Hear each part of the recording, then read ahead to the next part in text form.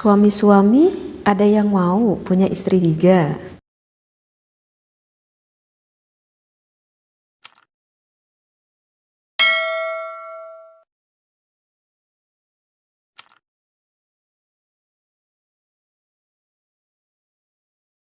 Bismillahirrahmanirrahim. Assalamualaikum warahmatullahi wabarakatuh.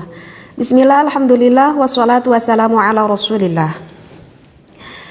I'lam, ketahuilah, annan nikaha, sesungguhnya nikah itu sunnatun marghubatun, adalah sunnahnya Nabi. Wa tariqatun mahbubatun, dan juga jalan yang disenangi. Li'an nabihi, karena dengan sebab kita melakukan menikah, baqa'at tanasuli, maka akan langgeng keturunan manusia.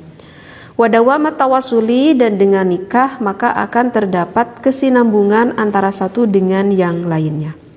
Faqad harradahu asy-syari'ul hakim, Allah dan juga Nabi itu sangat menganjurkan untuk melakukan menikah.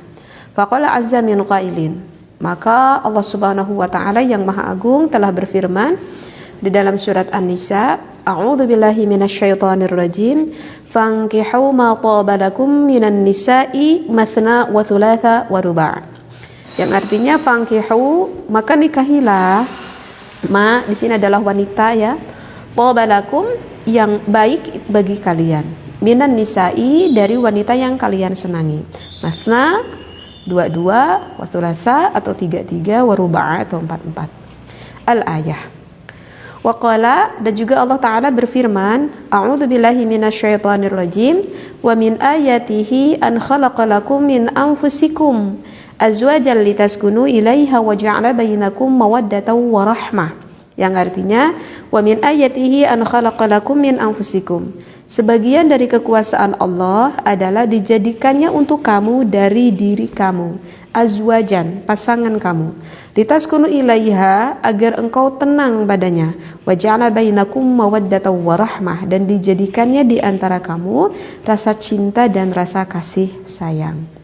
Nah, untuk pengkajian kitab Fathul Izar ini mungkin segini yang saya lughahnya atau yang saya baca keterangannya. Baik, akan sedikit saya terangkan apa yang sudah saya bacakan.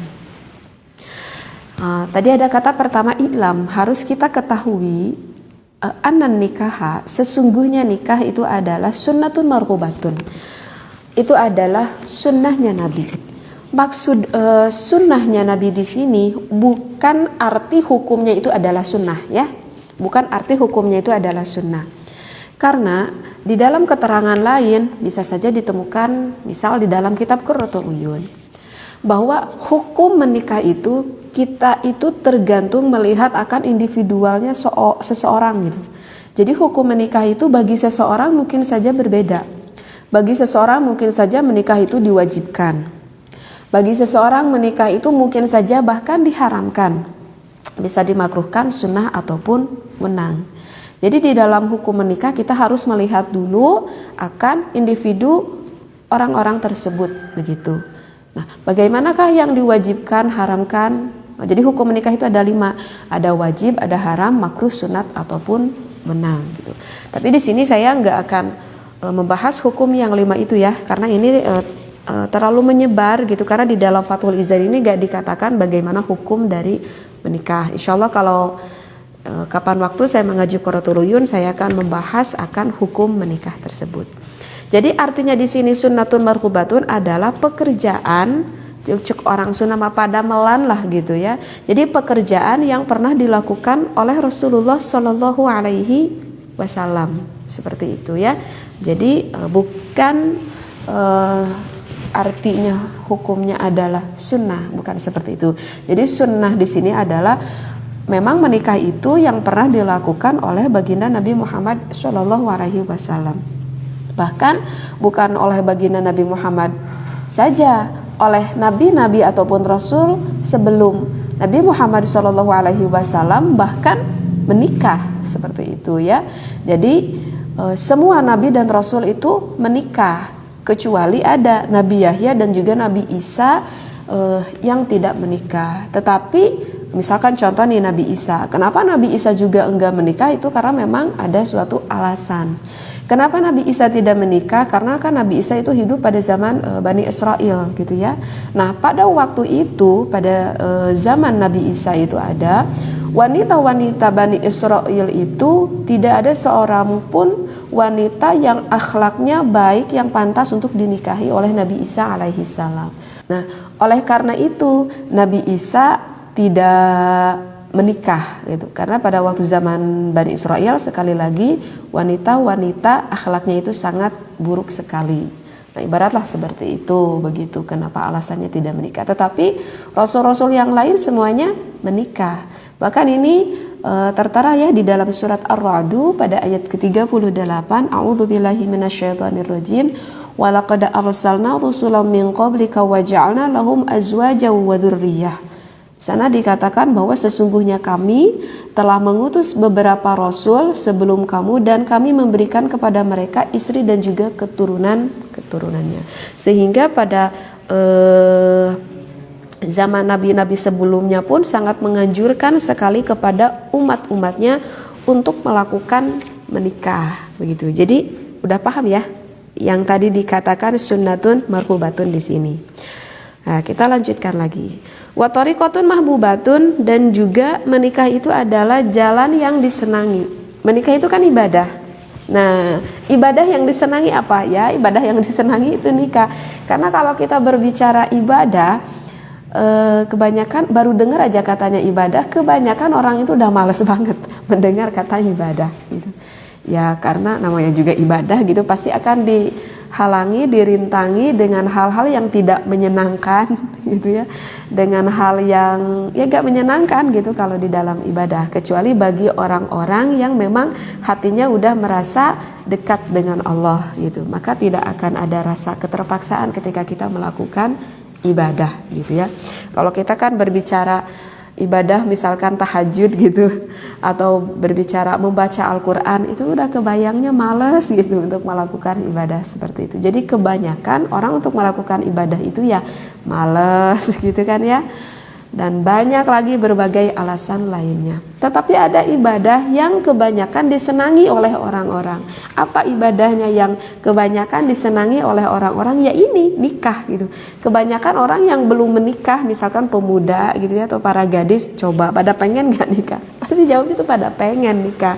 Jadi memang menikah itu adalah ibadah yang memang disenangi oleh kebanyakan orang gitu. Kayak apa ya? Kayak ibadah haji loh. Kayak ibadah haji, kalau orang yang udah mampu untuk melakukan ibadah haji gitu kan, ataupun mau ibadah haji yang wajib ataupun yang sunnah misalkan umroh gitu, kebanyakan tuh orang-orang tuh pada mau melakukan ibadah haji, gak tahu kenapa pada mau. Oleh karena itu kan di dalam ibadah haji pun sehingga diakhiri dengan ikhlas gitu. Ibadah haji kan itu jelas sekali ikhlasnya karena Allah. Karena apa? Karena saking susahnya di dalam melakukan ibadah haji itu ikhlas karena Allah. Karena ya begitulah kebanyakan orang tuh pengen kan untuk melakukan ibadah haji. Nah, jadi sekali lagi menikah itu adalah wa thariqatun mahbubatun, ibadah yang memang kebanyakan itu disenangi gitu. Li'anna bihi, dengan kita melakukan menikah baqa'atan nasuli, maka akan langgeng tuh keturunan manusia di muka bumi ini. Ya dengan menikah kan kita mempunyai anak gitu kan, sehingga kita punya anak, nanti anak kita punya lagi anak karena udah nikah, jadi kita udah punya cucu gitu ya, dan seterusnya, sehingga alhamdulillah peradaban manusia di muka bumi ini bisa langgeng dikarenakan ada pertikahan tersebut. Wadawamat tawasuli, dan dengan nikah itu akan terjalin kesinambungan antara satu dengan yang lain. Iya kan kita menikah nih dengan orang lain kan gitu. Kita awalnya nggak kenal sama suami kita, kedekatan bahkan bukan hanya dengan suami saja kan. Kita menikah kan suami kita punya keluarga, punya ibu bapak, punya adik, punya kakak, punya bibi, punya uwa, sehingga terjalin antara kedua keluarga, antara keluarga istri dan juga keluarga laki-laki, sehingga ada terjalin kesinambungan antara kedua belah pihak keluarga begitu. Jadi kita yang tadinya kepada mertua kita yang tadinya bukan siapa-siapa, sehingga berubah menjadi ibu dan bapak kita. Kemudian Kita jadi mempunyai kakak ipar, jadi mempunyai adik ipar. Dengan apa itu? Dengan berkahnya kita melakukan menikah, seperti itu. Jadi begitu artinya wadawamat tawasuli. Kemudian faqad haradahu asyari'ul hakim. Allah dan juga Nabi itu sangat menganjurkan untuk melakukan menikah. Nih apa tuh di lafad haradahu. Lafad haradahu ini artinya adalah menganjurkan. Nah, ini bahasa haradahu ini memang ini kalau kita lihat dari nisbat hukum, menikah itu kan bukan sesuatu yang diwajibkan. Yang udah tadi katakan kan, menikah itu kan bisa saja bagi seseorang wajib, haram, makruh, sunnah ataupun wenang. Jadi bukan mutlak hukum menikah itu adalah wajib. Berbeda kalau kita berbicara dengan sholat gitu kan. Kalau sholat ya memang diwajibkan bagi setiap orang yang mukallaf begitu. Baik dia dalam keadaan sakit pun tetap kan kita melakukan sholat. Nah itu berarti udah mutlak banget hukumnya adalah wajib. Nah kata dari haradahu ini itu dianjurkan gitu. Dianjurkan jadi seperti mubalaghah lah kalau para santri bilang. Artinya dibangetkan. Dianjurkan sekali lah begitu jadi bahasanya. Jadi dianjurkan banget lah gitu, dianjurkan sekali. Walaupun hukumnya itu adalah bukan wajib mutlak, yang dianjurkan banget sekali. Nah itu kalau para santri bermakna di dalam lafaz harradahu. Jadi sangat dianjurkan sekali oleh Allah dan juga Rasulnya untuk kita melakukan menikah. Diperkuat di dalam ayat Al-Quran yang menjadikan dalilnya ada di dalam surat An-Nisa misalkan.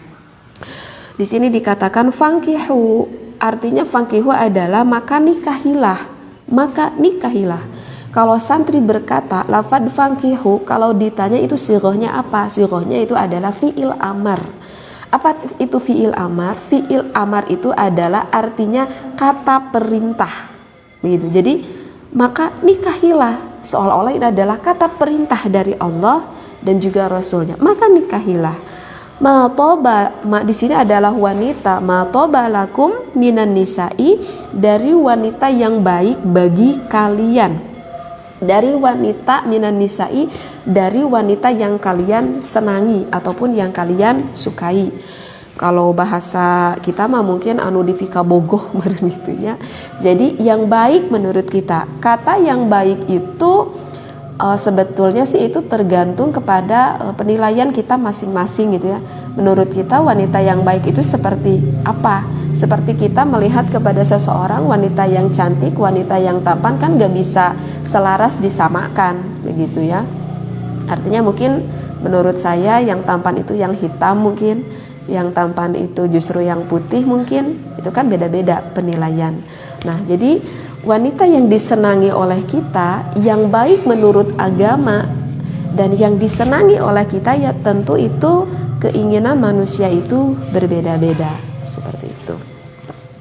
Masna wasulasa waruba, mau punya istri 2 boleh menurut agama ini ya. Para wanita ini menurut agama jelas loh di dalam Al-Quran. Mau 2 boleh, mau 3 boleh, mau 4 boleh. Ini sebetulnya kalau berbicara dengan surat An-Nisa ini keterangannya memang di dalam kitab Fathul Izar ini hanya dikatakan fankihu mataba lakum minan nisa'i matsna wa thulatsa wa ruba. Mau punya istri 2, 3, 4 itu boleh. Tetapi ini ada ayat loh selanjutnya, hanya di sini enggak ditulis ayat selanjutnya. Sehingga para pendengar wanita agak rancu gitu ya mendengar kalimat mau punya istri 2, 3 dan ataupun 4. Kenapa nggak diteruskan ayat ini? Karena gini ya, kenapa di dalam kitab Fathul Izar ini hanya ditulis referensinya sampai waruba saja? Karena kan ini berbicara karena kan ini sedang berbicara menganjurkan kita untuk melakukan menikah kan? Tadi kan awalnya ini berbicara tentang menganjurkan menikah. Mana dalilnya? Ya ini dalilnya, fankihu, maka nikahilah gitu. Sehingga dengan sampai kata waruba pun sudah cukup, karena memang yang mau dibahas adalah maka nikahlah, kan seperti itu. Sedangkan untuk kelanjutannya, kalau kalian merasa tidak sanggup untuk berlaku adil, misalkan punya istri 2, 3 ataupun 4, fawahidah, maka ya satu saja gitu. Nah, untuk ayat selanjutnya itu akan beda lagi pembahasan. Karena kan di sana dikatakan kalau kamu gak merasa sanggup adil, nah itu udah lagi beda keterangan. Nah, itu nanti akan mengatakan keterangannya mungkin seperti apa hak istri, apa hak suami, apa kewajiban istri, apa kewajiban suami, seperti itu. Nah, nanti akan berbeda lagi hukum yang akan diterangkan. Kan ini tadi lagi menerangkan, menganjurkan kita untuk melakukan menikah, ya udah sampai ayat begini pun cukup, seperti itu. Jadi udah paham ya kenapa musannif yang mengarang ini kitab tidak melanjutkan ayat sampai fawahidah seperti itu. Karena takutnya tuh para perempuan kalau nggak selesai nerangin ini takutnya agak sedikit rancu nih katanya. Misalkan gitu ada hadis seperti itu. Baik, masih ada satu dauhan Allah Ta'ala ya. A'udzubillahi minasyaitonirrajim wa min ayatihi an khalaqalakum min anfusikum. Ini dengar nih artinya ya, dengar artinya. Sebagian dari kekuasaan Allah adalah dijadikan untuk kamu dari diri kamu. Kalau misalkan saya adalah seorang laki-laki begitu ya, kalau saya adalah seorang suami, sebagian dari kekuasaan Allah dijadikan untuk kamu, menunjuknya ke sini ya, artinya kepada suami ya, dijadikan untuk kamu dari diri kamu, dijadikannya untuk kamu dari diri kamu. Apa maksudnya ini? Jadi ini menerangkan ketika Siti Hawa dibuat oleh Allah itu dari tulang rusuknya Nabi Adam alaihi salam. Jadi Siti Hawa itu diciptakan oleh Allah dari tulang rusuknya. Maaf. Jadi Siti Hawa itu diciptakan dari tulang rusuknya Nabi Adam alaihi salam. Tetapi ini tidak bisa dijadikan hujah hukum yang mutlak. Artinya misalkan gini, kalau misalkan seorang istri gitu yang dikeresain oleh Allah misalkan menikah 4 kali gitu ya. Sehingga wanita itu bertanya, saya menikah 4 kali, kalau gitu saya tulang rusuknya dari suami yang mana? Gitu kan. Bisa saja kan ada timbul pertanyaan gitu ya dari wanita seperti itu begitu ya. Jadi ini tidak bisa dijadikan hujah secara mutlak. Hanya adalah secara keumumannya itu adalah seperti itu gitu. Kalau diibaratkan contoh yang lain misalkan gini, ada keterangan ar-rijalu qawwamuna 'alan nisa, bahwa wanita itu pemimpin bagi wanita. Berarti kan yang namanya pemimpin itu menandakan bahwa laki-laki itu lebih mulia daripada wanita. Tetapi ini nggak bisa dijadikan secara afrodiyah, artinya tidak bisa dijadikan hukum untuk pasti seperti itu untuk seseorang laki-laki itu lebih daripada wanita gitu. Kalau misalkan ada laki-laki nih sekarang gitu ya, terus kalau dibandingkan dengan Siti Khadijah lebih mulia mana? Ya tentulah lebih mulia siapa? Lebih mulia Siti Khadijah gitu daripada laki-laki pada zaman sekarang misalkan gitu. Kalau dibandingkan dengan Siti Fatimahuz Zahra, kalau dibandingkan dengan Siti Rubi'atul Adawiyah itu lebih mulia siapa? Ya lebih mulia beliau lah gitu ya. Karena beliau-beliaulah seorang wanita waliullah seperti itu. Hanya saja kebanyakan ataupun keumumannya seperti itu. Nah, ibaratlah kurang lebih lah seperti itulah ya. Jadi maksudnya dari untuk kamu dari diri kamu itu adalah itu gitu ya. Karena kalau yang bisa kita ambil hikmah dari ini gitu, kenapa Siti Hawa itu dibuat dari tulang rusuknya Nabi Adam alaihi salam, kenapa tidak dari tulang kakinya misalkan, ataupun kenapa tidak dari tulang punggungnya Nabi Adam alaihi salam misalkan. Karena ya kalau misalkan Siti Hawa itu dibuat dari tulang punggungnya Nabi Adam, berarti kan beban seorang wanita itu akan terasa lebih berat. Sedangkan kan dari keterangan yang menjadikan tulang punggung keluarga itu siapa? Ya suami kan. seperti itu. Yang wajib mencari ipekah siapa? Kan suami kan. Karena itulah wanita itu tidak dibuat dari tulang punggungnya gitu. Kenapa enggak tulang kaki misalkan? Karena kan kalau dibuat dari tulang kaki, karena kan secara logika kaki itu tempat kita selalu menuju kemanapun kan kita menggunakan kaki. Suami mencari nafkah, suami mencari kemaslahatan yang lain menggunakan kakinya.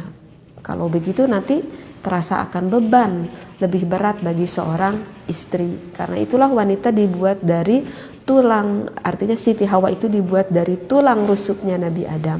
Tulang rusuk kan adanya di dalam untuk kesinambungan misalkan jantung ataupun organ-organ tubuh yang ada di dalam Nabi Adam itu, dari organ-organ dalamnya gitu ya, untuk melindungi itu tulang rusuknya itu.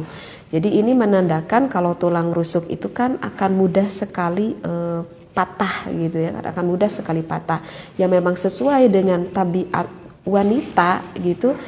Ya karena wanita kan 80% itu lebih tinggi akan emosionalnya, artinya akan hatinya seperti itu. Berbeda dengan laki-laki, justru laki-laki itu 80% menggunakan logika akalnya. Ya begitulah Allah ciptakan. Perbedaan itu adalah untuk saling melengkapi antara suami dan juga istri. Oleh karena itu kan kalau suami memberitahu kepada istrinya walaupun istrinya salah, itu kan harus benar-benar pintar gitu kan suami, agar tidak terluka hatinya sang istri. Karena ya memang begitulah sifat wanita. Tadi dari tulang rusuk yang mudah patah, sehingga kalau di papagahan mencek orang masuk babarian nyeri hati, merbayi nangis gitu kan. Nah seperti itu. Ya mungkin itulah hikmahnya gitu. Kenapa Siti Hawa dibuat dari tulang rusuk Nabi Adam alaihi salam gitu. Jadi untuk melindungi yang bagian dalam gitu.